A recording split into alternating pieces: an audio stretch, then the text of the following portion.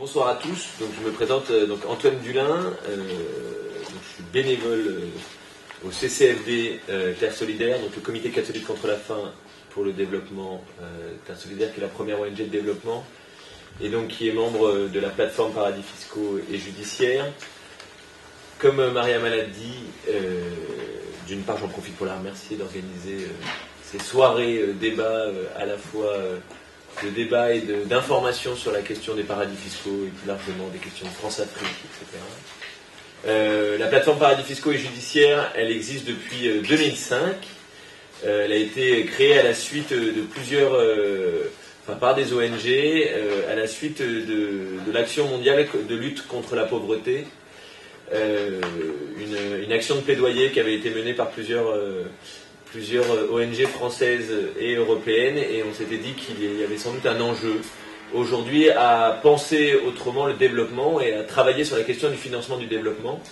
non pas simplement sur la question de l'aide publique au développement et des 0,7%, mais aussi en essayant de voir comment et quel rôle ont les multinationales dans ce système de non-développement des pays du Sud, on va dire, ou de mal-développement des pays du Sud, et notamment en dénonçant l'évasion fiscale de ces multinationales, qui représentent aujourd'hui 125 milliards de pertes fiscales pour les pays du Sud par an. Sachant que les paradis fiscaux en soi, le mécanisme des paradis fiscaux, sert à la fois pour l'évasion fiscale des multinationales, mais aussi pour cacher tout ce qui est argent de la drogue, argent du crime, ou les phénomènes de corruption, que je connais pas mal également, parce que je suis un des auteurs et qui travaille toujours sur la question des biens mal acquis, donc des chefs d'État, et notamment de certains chefs d'État africains, et de voir comment ces mécanismes de paradis fiscaux permettent de cacher en toute impunité l'argent des contribuables, que ce soit des contribuables français, mais aussi des contribuables de ces pays du Sud. Et donc, depuis 2005, la plateforme mène une action de plaidoyer assez intense, novatrice, parce que pour des ONG de développement, travailler sur un secteur opaque, et que dès qu'on parle de paradis fiscaux et judiciaires, ça fait un peu peur. Et donc, à la fois a su, avec 16 organisations de la société civile, donc il y a des associations de développement, mais il y a aussi des syndicats, comme le SNUI qui est représenté, la CFDT, la CGT qui nous ont rejoints dernièrement, et également des associations écologistes comme les Amis de la Terre. Voilà, qu'avec tous ces acteurs de la société civile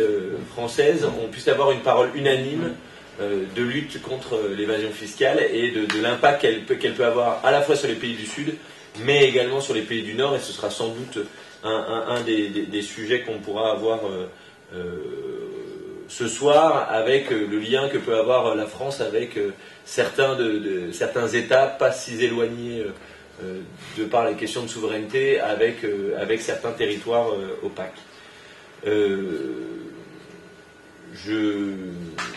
Deuxième chose que je voulais dire sur cette plateforme, c'est qu'également elle a à la fois un travail de plaidoyer. Donc le plaidoyer, c'est auprès des gouvernements, de l'OCDE, des gouvernements français, mais aussi des Européens, de pouvoir apporter une expertise qui en fait n'existe pas dans les cabinets ministériels ou même auprès des hommes politiques sur ce que peut être le fléau et l'impact que ont les paradis fiscaux et l'évasion fiscale. C'est assez intéressant dans ces rencontres politiques de voir comment la société civile, qu'elle soit française mais internationale, apporte sa part d'expertise. C'est même pas de l'opposition, là pour le coup, c'est de l'expertise, parce que les gens sont démunis face à un sujet aussi vaste que la question de l'évasion fiscale. Et enfin, c'est également des actions de mobilisation. Vous en avez sans doute entendu parler. Si aujourd'hui la question des paradis fiscaux et judiciaires est encore à l'ordre du jour, c'est sans doute par une mobilisation citoyenne de ces ONG qui ont permis de mettre ça à l'agenda international, d'une part au G20, au G8, dans les organisations aussi onusiennes, et voilà, et qui essayent, tant bien que mal, de garder le flambeau pour que cette question soit au plus vite gérée, enfin au plus vite, c'est un combat d'années, mais en tout cas, la sensibilisation et la mobilisation citoyenne est active, et je pourrais vous en parler à la fin de vous comment, en tant qu'acteur, mais citoyen avant tout, et consommateur,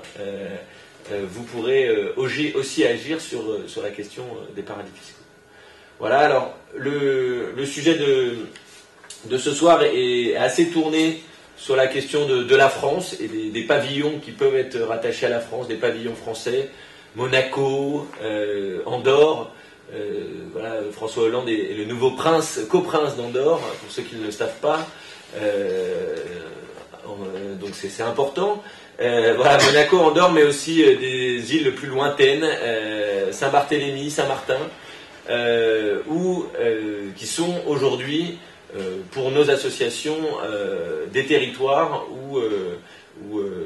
qui sont pour nous des territoires opaques et des paradis fiscaux. Juste peut-être pour mettre tout le monde sur une même base d'idées, un paradis fiscal se définit par trois domaines, trois actions. D'une part, une faible imposition, c'est-à-dire des taux d'imposition des entreprises, donc des sociétés assez basses. En France, le taux d'imposition fictif, ou je ne sais pas comment on peut appeler ça, taux d'imposition légal est à peu près 32% pour les sociétés, 33% pour les sociétés. Voilà. Mais de façon réelle, on voit bien que, et avec les processus de niche fiscale, d'optimisation fiscale, certaines sociétés, les plus grandes d'entre elles, notamment les multinationales et Total, on l'a vu, en payent généralement moins de 10%. Mais dans certains paradis fiscaux, on peut arriver à le payer 0, 0,5, 1, 2, 3% d'impôts. Et donc pour eux, permettre d'échapper à la solidarité nationale, voire à la solidarité mondiale, c'est-à-dire à partir du moment où on fuit l'impôt, c'est fuir un système de solidarité. La deuxième caractéristique d'un paradis fiscal, c'est son opacité judiciaire, de fait, ou son absence de coopération judiciaire, c'est-à-dire que les tribunaux, la justice ne va pas forcément suivre des demandes d'entraide faites par tel ou tel pays pour aller enquêter sur les comptes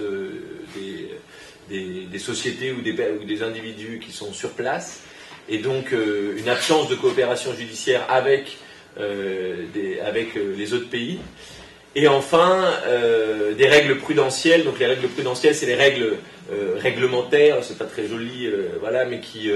gèrent le monde bancaire, le monde réglementaire de la finance, et là aussi d'avoir une certaine soit opacité, soit des mécanismes de règles prudentielles qui sont favorables à l'optimisation fiscale, voire à l'évasion fiscale, et qui ne sont pas dans le carcan des règles prudentielles internationales. Voilà brièvement ce que l'on peut dire sur ce qu'est un paradis fiscal. Il y a des histoires de listes, je pense qu'on aura le temps d'en parler tout au long de cette soirée. Nous, on a une liste assez large de paradis fiscaux qu'on prend sur le Tax Justice Network, qui est un réseau international qui travaille sur cette question fiscale, et on note plus d'une soixantaine de territoires qui sont aujourd'hui opaques et qui peuvent être des paradis fiscaux et judiciaires. Voilà. Je vais m'arrêter là et je vais surtout laisser la place à deux spécialistes, beaucoup plus spécialistes que moi, parce que moi je ne fais pas ça tous les jours,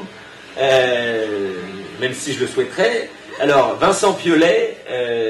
donc, qui est docteur en géopolitique à l'Université Paris 8, mais qui aujourd'hui est dans le monde professionnel, ne fait pas ça tous les jours non plus, parce qu'il travaille dans une société, la société Technip, qui est une société qui travaille dans le monde pétrolier, enfin, du gaz et du pétrole. Voilà. Et puis, donc, il nous parlera particulièrement de Monaco,